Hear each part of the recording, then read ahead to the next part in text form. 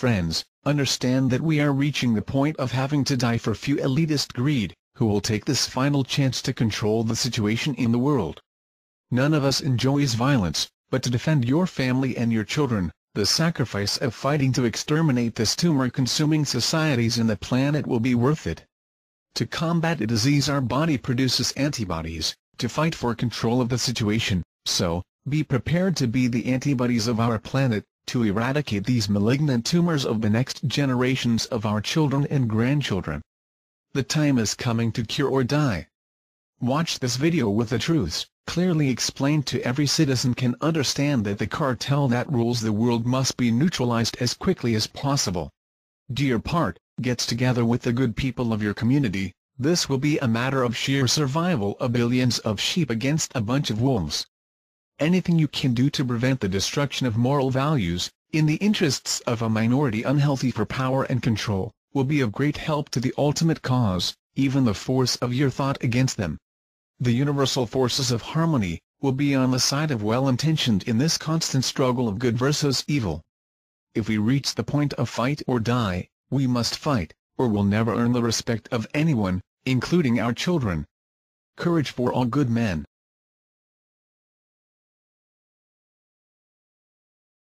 Why did the United States attack Libya, Iraq, Afghanistan, and Yemen? Why are U.S. operatives helping to destabilize Syria?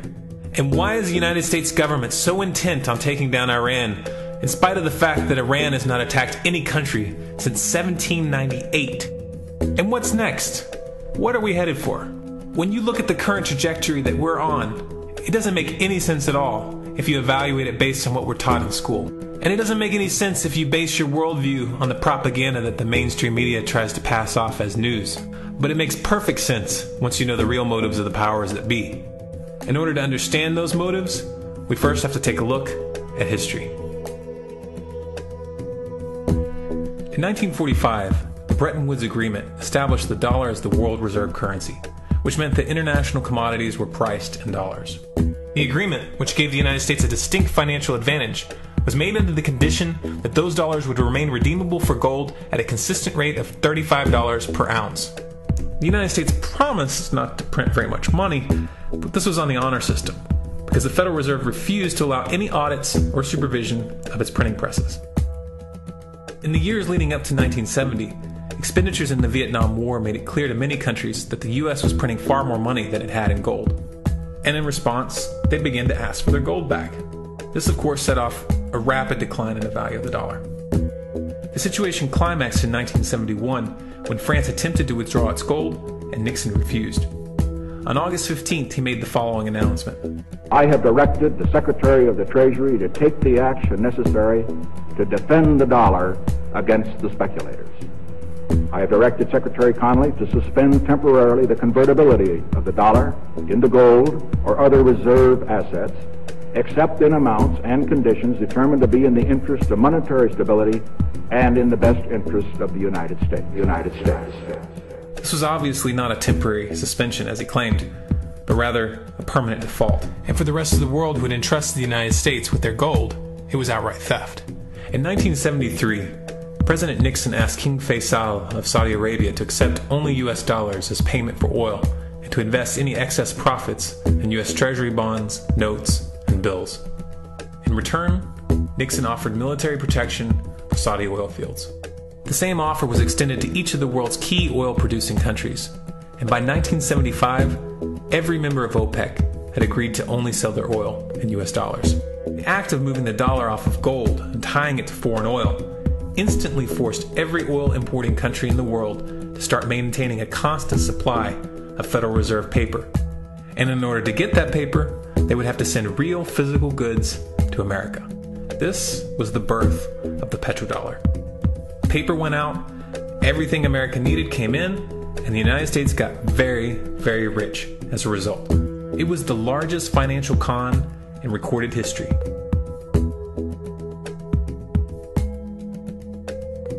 The arms race of the Cold War was a game of poker.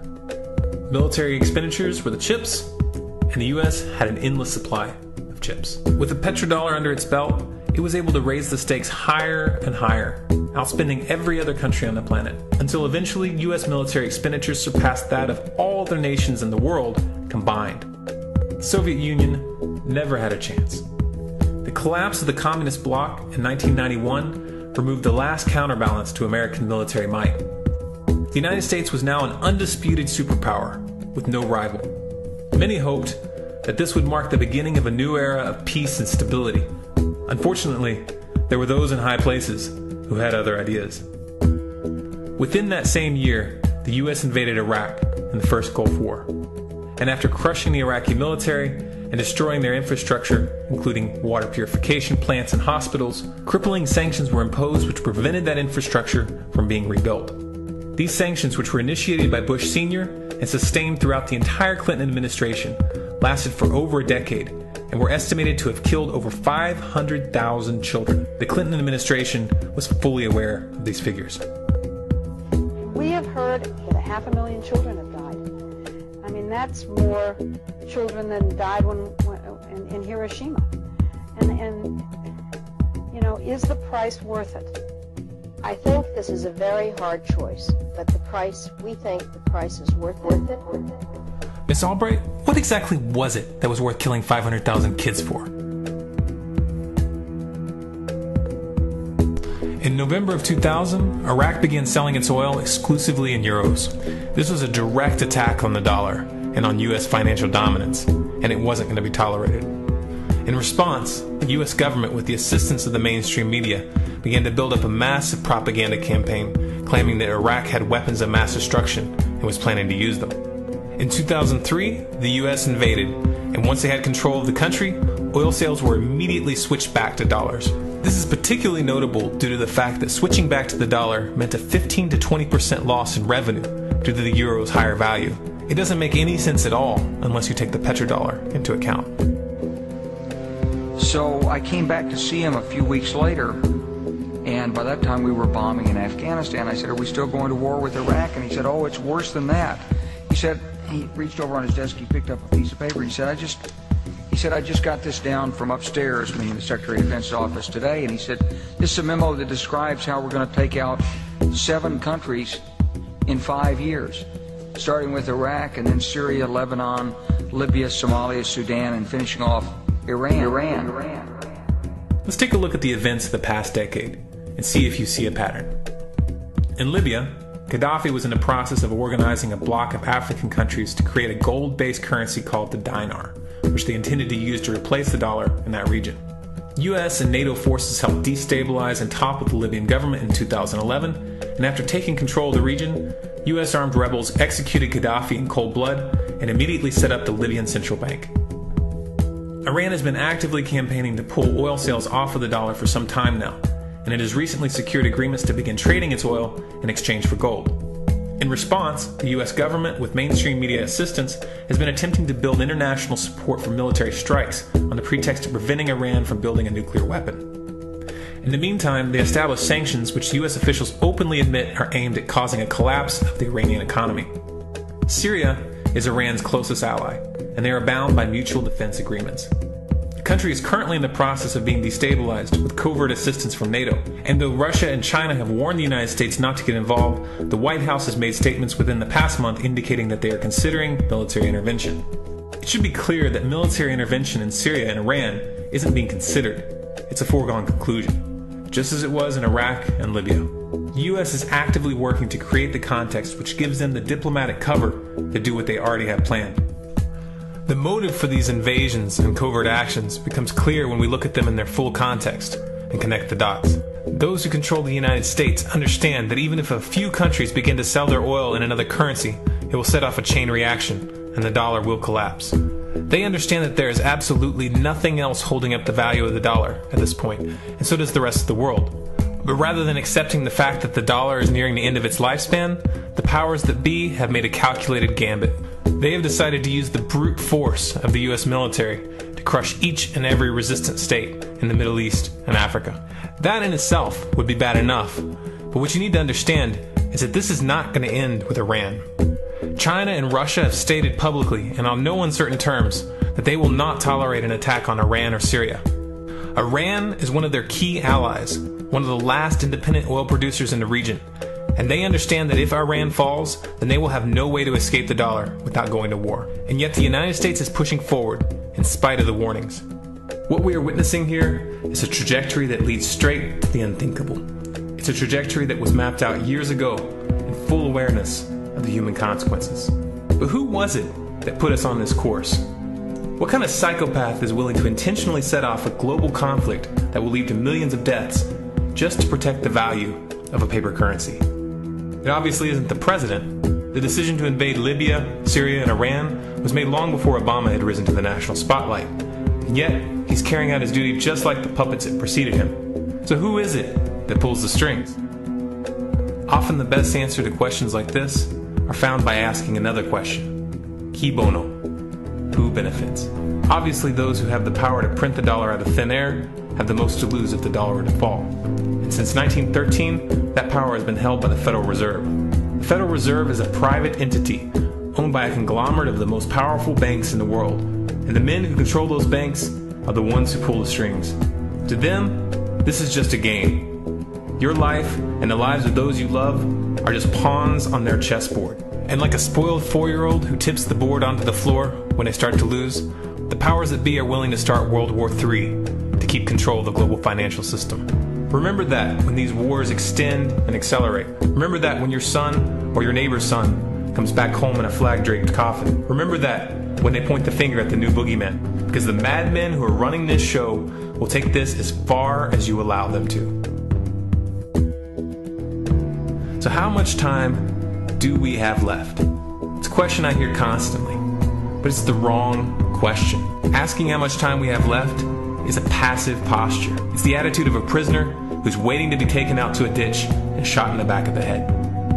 What are our chances? Can we change course? Also the wrong question. The odds don't matter anymore. If you understand what we're facing, then you have a moral responsibility to do everything in your power to alter the course that we're on, regardless of the odds. It's only when you stop basing your involvement on the chances of success that success actually becomes possible. To strip the ill-begotten power from the financial elites and to bring these criminal cartels to justice will require nothing less than a revolution. The government is not going to save us. The government is completely infiltrated and corrupt to the core. Looking to them for a solution at this point is utterly naive. There are 3 stages of revolution, and they are sequential. Stage 1 is already underway. Stage 1 is the ideological resistance. In this stage, we have to actively work to wake up as many people as possible about what is happening and the direction we're headed. All revolutions originate from a shift in the mindset of the population, and no other meaningful resistance is possible without it. Success in this stage of the game can be measured by the contagion of ideas. When an idea reaches critical mass, it begins to spread on its own and seeps into all levels of society. In order to achieve that contagion, we need more people in this fight. We need more people speaking out, making videos, writing articles, getting this information onto the national and international stage. And we especially need to reach the police and the military. Stage 2 is civil disobedience, also known as nonviolent resistance. In this stage, you put your money where your mouth is, or more accurately, you withhold your money and your obedience from the government, and you do everything in your power to bring the gears of the state to a halt. Practiced in mass, this method alone is often enough to bring a regime to its knees. However, if you fail at this stage, Stage 3 is inevitable. Stage 3 is direct physical resistance. Direct physical resistance is the last resort, and it should be avoided and delayed as long as possible, and it should only be invoked after all other options have been thoroughly exhausted. There are those who talk tough and claim that they will resist when the time comes, but what those people fail to realize is that if you are inactive during the first 2 stages and save your efforts for the last resistance, then you will fail. When the Nazis were moving door to door, dragging people out of their homes in Germany, that was the time to fight back physically. But due to the lack of ideological resistance and civil disobedience leading up to that moment, even an armed uprising would have likely failed at that point. An armed uprising can only succeed if the people have established an attitude of active resistance. And active resistance is only possible after their minds have broken free from the mainstream propaganda. If you want to fight back, it's now or never. You're not going to get another chance, and the stakes are far higher than they were in Nazi Germany.